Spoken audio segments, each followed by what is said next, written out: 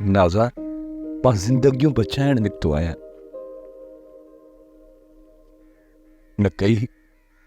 न की हाणे आउं उन्हनि खे मरण ॾींदुसि। कुझु उमेदूं ऐं आसरा बाक़ी आहे। जेकॾहिं मूंखे पंहिंजे वेड़े खे बचाइण जे लाइ दर दर जे अॻियां झोल झले पिनणो पियो न, त बि मां पिनंदुसि, पर ख़ाली हथे मां वापसि कोन मोटंदुसि। अॼोको ॾींहुं इंतज़ार कर। मुजेरी जे अचण जी उमेद अञा बि बाक़ी आहे। सभु चवनि था त मुजेरी ख़ाली हथ मोटी कोन ईंदो। छा तूं अॼोको ॾींहुं बि इंतज़ार नथो करे सघी? कंहिं बि घर में हिकु हिकु वेले टारण जी वसियत नाहे। पोइ बि तूं चईं थी त मां न वञा। बसि नाज़ा, खुदा कंदो त मुजेरी अचे वेंदो, पर पोइ बि उन जे अचण जी पक त कोन्हे न। मञा थो मां, जेकॾहिं काको मुजेरी ख़ाली हथे वापसि अचे त पोइ ॿुधाए मूंखे नाज़ा, कीअं कंहिंजी हिकु हिकु राति कटबी? आहे कंहिं वटि अन्न जी लप? रांझन, उमेद आसरा अञा बाक़ी आहिनि।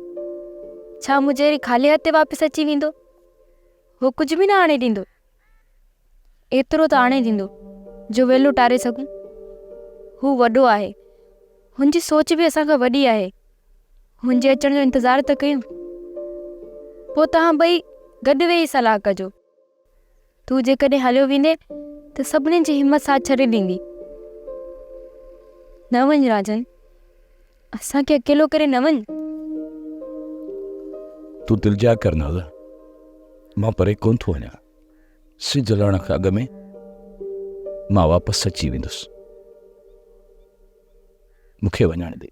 रांझन, पोइ मां हिते ई पट ते वेही रहंदसि जेसि ताईं सिज फिरी साम्हूं न ईंदो या तुंहिंजे अचण जा आसार ज़ाहिर न थींदा। हिन ई पट ते तुंहिंजे अचण जा पसाह पूरा कंदसि। इहो वाइदो आहे मुंहिंजो।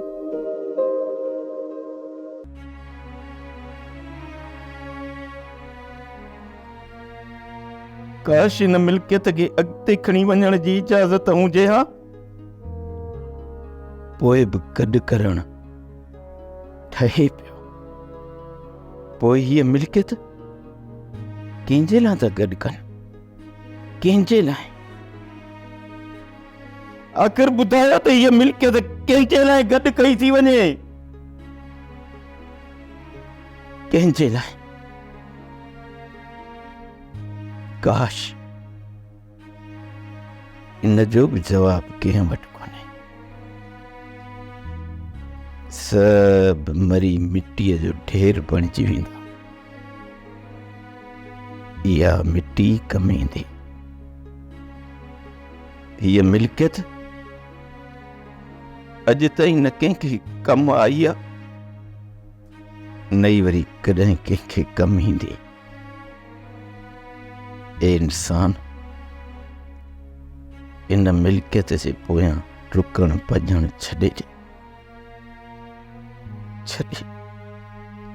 सोप सीरियल मोहब्बतुनि जो माग तमाम एपिसोड्स ॾिसो हाणे HD क्वालिटीअ में। विज़िट करियो असांजो YouTube channel Sindh TV HD drama. Subscribe कयो असांजो official YouTube channel Sindh TV HD drama ऐं वधीक अपडेट लाइ बेल आइकन खे क्लिक करियो।